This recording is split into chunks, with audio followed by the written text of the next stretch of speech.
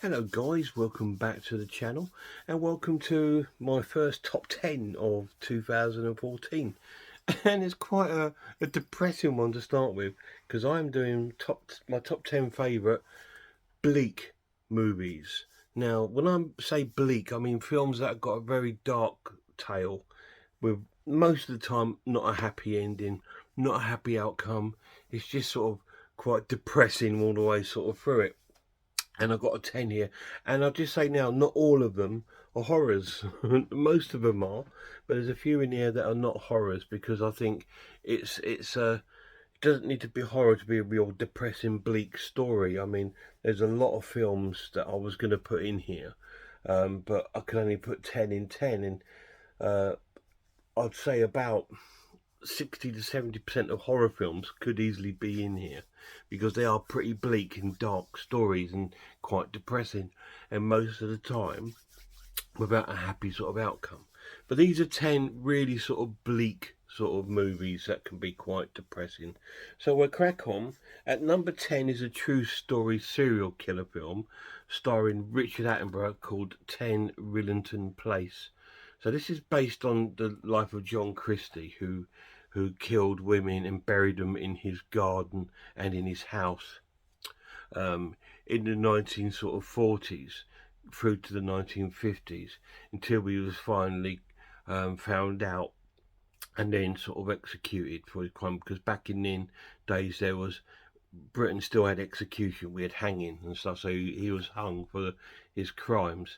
And this is a very chilling story, and Richard Attenborough plays an amazing part as John Christie, and it also stars a very young John Hurt, as him and his wife come to stay with him at his house because he's offering cheap rent, and his wife's pregnant and all this sort of stuff, and they don't want the baby, so he offers to do like a sort of abortion sort of thing, but he kills his wife, and all this sort of thing sort of goes on. It's a very, very dark and grim story.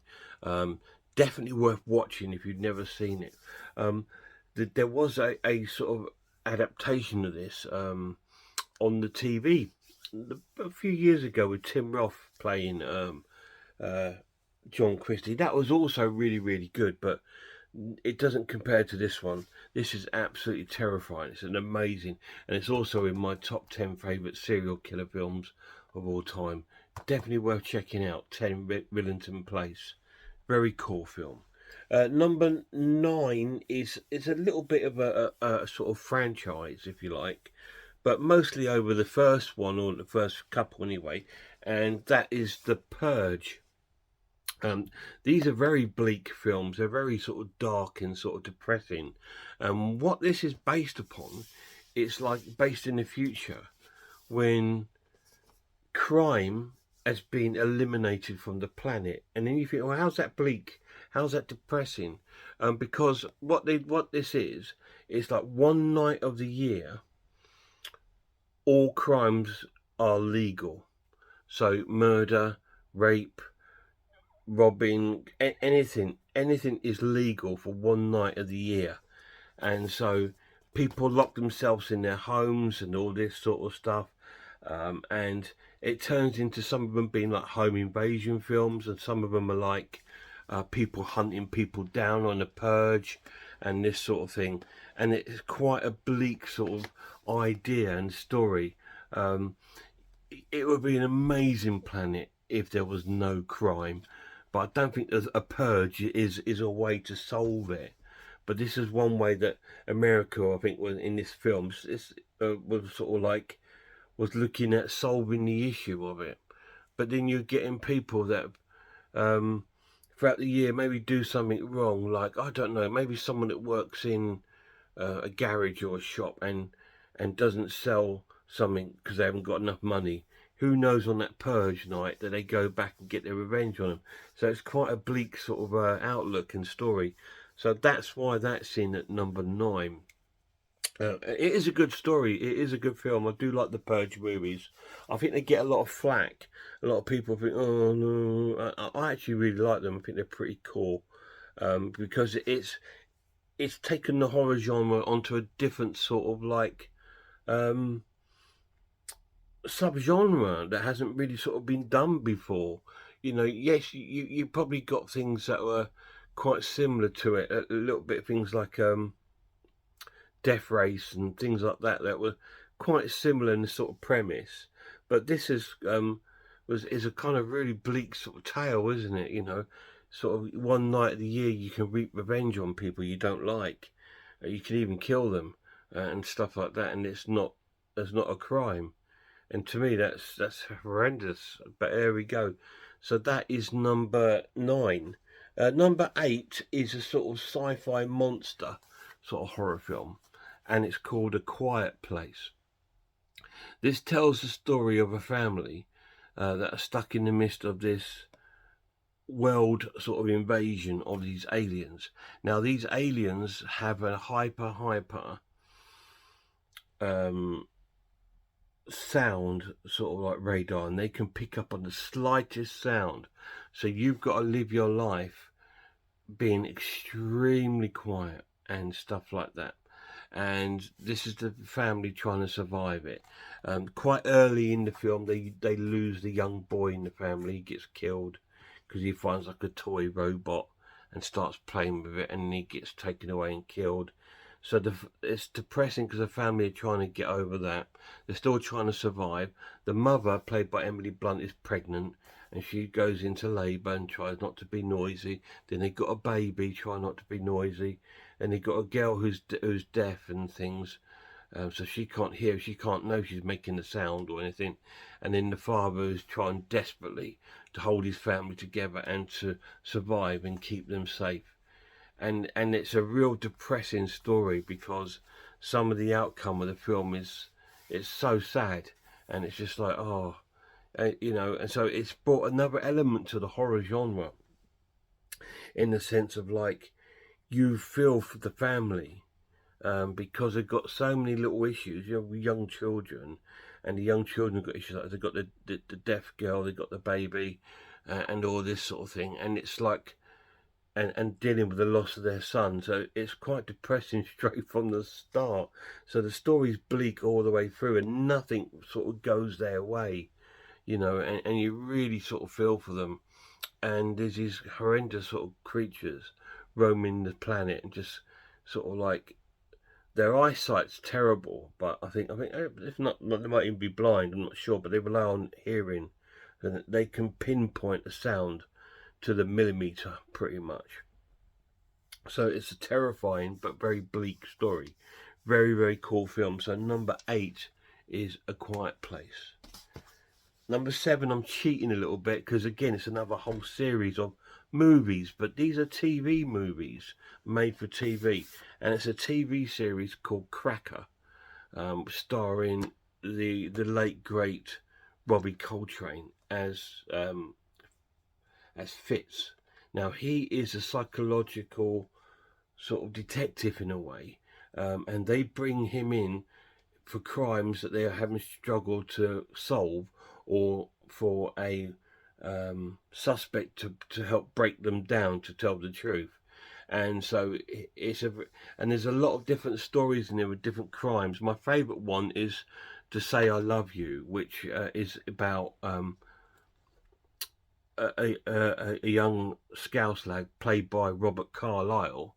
I think his father's died, and he's now at cracking point, and he sort of like cracks, and then he starts doing all these horrible things, sort of attacking local sort of like Indian people in a sort of racial sort of way, and he sort of kills one of the policemen and other things. He sends a bomb to a place, and he's like it's all based around his sort of story, and it's a really sort of sad sort of story, very bleak, and Fitz is on his way investigating to see what's happened. But there's loads of different stories. There's one here about sort of a cult.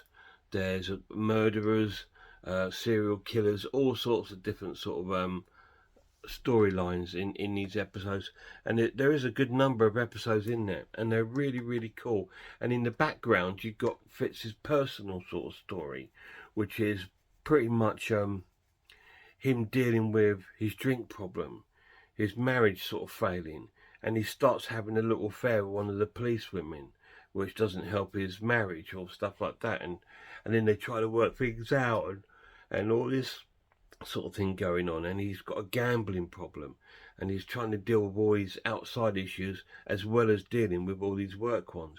But the way when he breaks down like the suspects and gets involved with the case and does the investigating is spot on. It's fantastic, but it is a very bleak series. There's no sort of like sometimes there's a, not say happy ending, but there's a result, but in other times there's no result, and things just get really sort of like out of hand. It deals with so many things. It deals with murder, it deals with rape, it deals with racism, it deals with everything. It's a very bleak series, but very, very cool. If you've never seen it, watch it. Especially watch it for Robbie Coltrane. Absolutely fantastic. Number 7 is Cracker. So number 6 is another non-horror film, and this is called Dead Man's Shoes. This is a Shane Meadows film, I believe, and it's about a soldier. Okay, a soldier has come back to his home now, but he's discovered his younger brother, who's got learning difficulties, has been tormented and bullied and killed by this gang of criminals. These are like drug dealers and stuff like that, and they've been sort of tormenting him because they know he's disabled and getting him high and sort of like really sort of picking on and bullying him to the point where he actually kills himself. And now he's come home to revenge that. Absolutely amazing film. Very strong cast, very well acted. I think the main actor, is it Paddy Considine, something like that, but he's absolutely fantastic. This is almost a horror sort of film in the sense of like it as a revenge movie. It's so cool. It's very dark and bleak, and the story is very depressing, but it's an incredible film. I'm not a fan of Shaun Meadows films, but I love this one because of those sort of elements that are in it. Really cool film, guys. Check it out if you've never seen it. Dead Man's Shoes. I'm sure I've done a review of this on my channel. I'm not sure. We're down to the top 5. Okay, number 5 is a serial killer sort of semi-horror film, starring Mickey Rourke as Henry, portrait of a serial killer. Now this is based on Henry Lucas, renowned serial killer who says that he's killed hundreds of people, but it's come to light, I think, in the investigations that he hadn't. He was a serial killer. He did kill a number of people, but he exaggerated everything that he did. He lied about everything he did, and he forgot what he did and all this, and he can't remember, and so it's questionable how many people he's actually killed. But this is based on his part of his life story, and you follow him and one of his sort of colleagues, if you like, that goes around and helps kill people with him. And it's a very dark, grindy, gritty, dirty film, with some sort of really disturbing scenes of serial killing and stuff like that. And it focuses, I like it because it focuses it from a different point of view. It looks at it upon the serial killer rather than the investigation or the police side. This one, you're seeing it from the actual serial killer sort of side, a bit like the French film is it Man Bites Dog, which was quite similar to that, and that was like a documentary film, like a documentary following a serial killer. This is a little bit like it as well. It's quite disturbing, but very, very, very bleak film. Now, number 4 is another really bleak film. It's a sort of post-apocalyptic sort of film, and it's called The Road. Now, this is supposed to be after like a nuclear war, and the world is in sort of like disarray, and there's no sort of law or anything going on, and people are just fighting for survival. And this is about the story of a man and his son trying to survive every day, just them two. And then the dad gets really, really poorly, and then the son's trying to help him, but ultimately the dad succumbs to his illness and leaving the boy all on his own. And it's a really bleak, sad story. It's an absolutely heartbreaking film. I do actually get upset when I watch this film, so I can't watch it very often. I do class it as a horror film because of like the sort of elements of it, the survival horror part of it, where you're trying to survive this post-apocalyptic, where there's gangs, when there's people that will kill you for anything you've got. There's guys that will rape women in groups and stuff like that. It's just a horrible sort of like end of the world kind of thing, and it's a horrible sort of thing to see. Well acted, really incredible film. The soundtrack was done by Nick Cave, of Nick Cave and the Bad Seeds. It's a really, really cool film, but be warned, you will be feeling heartbroken watching it. So The Road is number 4. Now, number 3 is one of my favourite films of all time, and I've spoken about this film in so many videos. And anytime I get a chance to talk about it, I do. And it's the one that I got brought by my son a couple of years ago, and it's The Witch. This is such an amazing film. It's so cool, but it's very bleak. This is a story set in New England, in America, and it's like a folklore sort of film. It's sort of like the 1800s. And we've got a family that have been banished from town because I think the father did something wrong. I think he might have stolen something, but they get banished. So they set out on their own to build up a sort of farm of their own. So that they move to this land and they start to try and build up a farmland and start to live off the land and live for themselves, being self-sufficient, hunting, growing crops. But the land that they moved on, living on that land is a witch in the forest, which obviously they don't know. So, and she's obviously cursed the area, and everything they try to do just falls apart. They can't grow crops, they can't catch food, they can't do anything. And then the young baby goes missing, which is stolen by the witch, and we know has been killed for one of her spells. And then the boy goes missing, and he's seduced by the witch, and he comes back and he's sort of like under some sort of cursed spell and ends up losing his life. The daughter, they start blaming the daughter of the family. There's 2 twins, and the father and mother are at each other's wits' end. The mother doesn't like the daughter, and it all goes crazy to the sort of like shocking end to the film.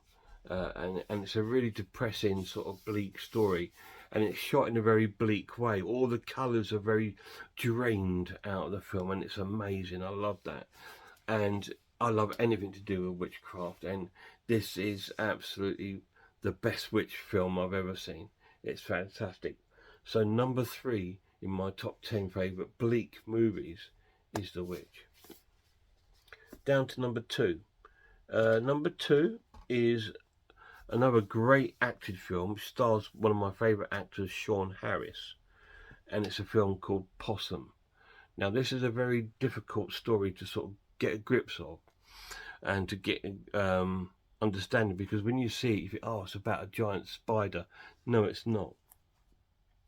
It's about a young lad played by Sean Harris who's had a very troubled past. He was sexually assaulted and mistreated by his family when he was really young, and he's grown up to be a sex offender himself, of children. So he's come and he's moved back to the area trying to deal with his demons, and this sort of puppety sort of spider is almost like a demon that haunts him and he carries around with him. But he's trying to deal with what he's done and trying to fit in the community, but he's been shunned by the whole community. They all look down upon him because he's a paedophile, and he goes to stay with his uncle, and the uncle he goes to stay with was one of his abusers, and he keeps reminding him of how all these sort of things and all this kind of thing, and it just doesn't seem to get any better. And you just sort of,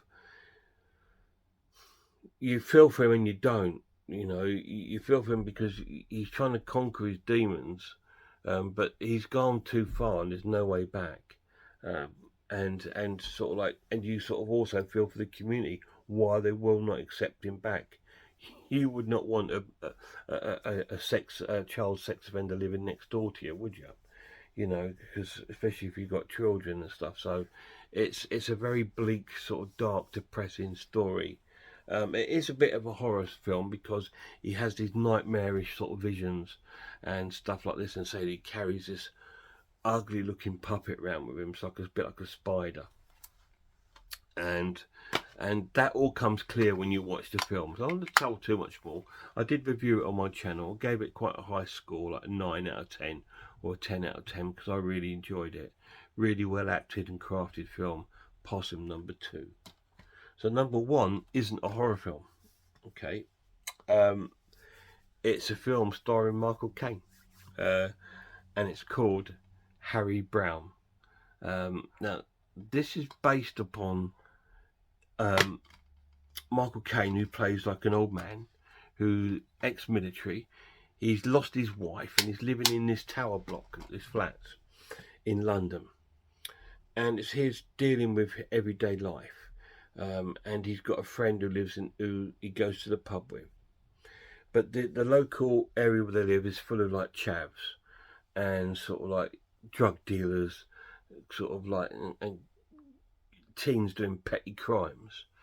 And one day his friend, walking through the subway, gets killed by this group, gets stabbed and killed.